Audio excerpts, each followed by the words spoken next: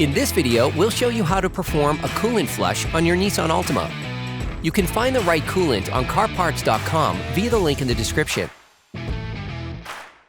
For safety reasons, we strongly suggest watching our video on how to jack your Nissan Altima safely.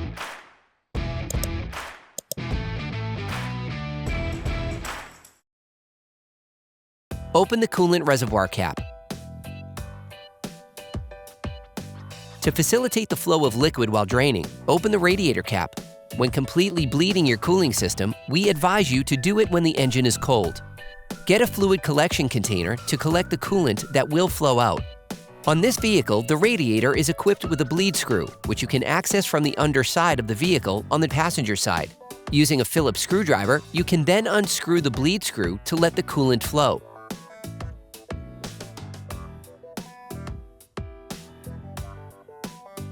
You can use special compressed air tools to effectively bleed your circuit. Once drained, close the bleed screw. Close the radiator cap. When completely bleeding the coolant, we advise you to completely empty the coolant from the reservoir. Using needle nose pliers, disconnect the hose from the reservoir. Using a ratchet, an extender, and a 10mm socket, unscrew the bolt holding the coolant reservoir. Then remove the reservoir. This will make it easier to empty. Also, clean it with demineralized water so as to clean the impurities remaining in the reservoir. Put the coolant reservoir back in place. Then retighten the retaining bolt. Reconnect the hose.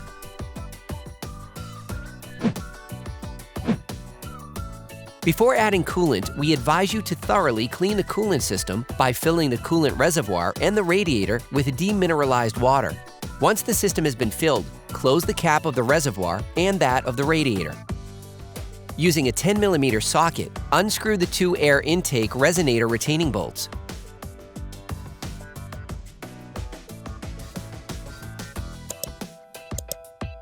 You can now remove the air intake resonator.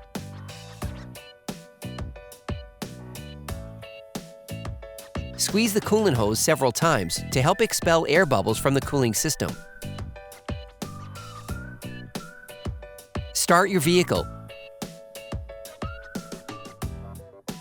Make sure the air conditioning is turned off. Then, turn the ventilation and heating to maximum in order to circulate the liquid in the heater core.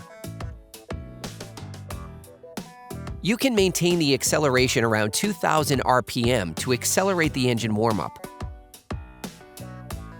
Once the engine is at operating temperature, with the engine temperature rising, the thermostat should open. Check that the hose coming out of the thermostat is hot.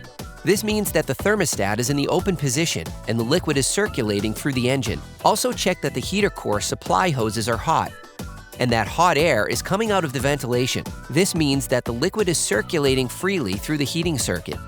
You can then turn off the ignition and wait about 1 hour for the motor temperature to drop back down. Once the engine is cold, open the radiator cap and repeat the bleeding operation. Hey, it's Alex from CarParts.com. For great content, our best price, and fast shipping, download the CarParts.com app now. Once the demineralized water has been bled, close the bleed screw. Don't forget to empty the water from the coolant reservoir. You can order the coolant used in the video on CarParts.com via the link in the description. For this vehicle, we advise you to follow the manufacturer and product recommendations to adapt coolant dilution to the specifications of your vehicle where necessary. You can now fill the coolant reservoir to the minimum level. Close the cap. Also, fill the radiator to the maximum level.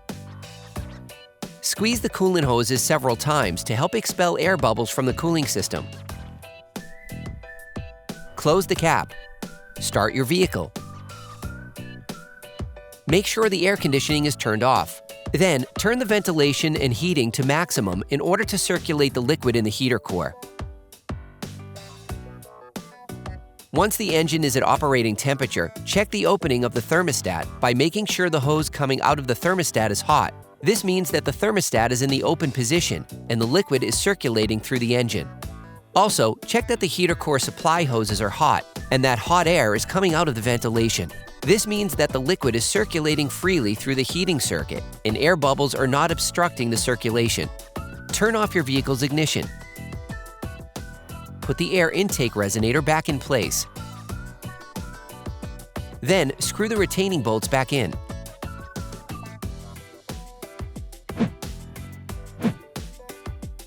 Readjust the cooling reservoir to the maximum level. Then gently lower your vehicle to the ground. We advise you to check the general condition of the cooling hoses to make sure there are no cracks or leaks. During the first few miles of driving, pay special attention to your coolant level, which will have to be readjusted if necessary. Also, check regularly for leaks on the ground. Operation complete.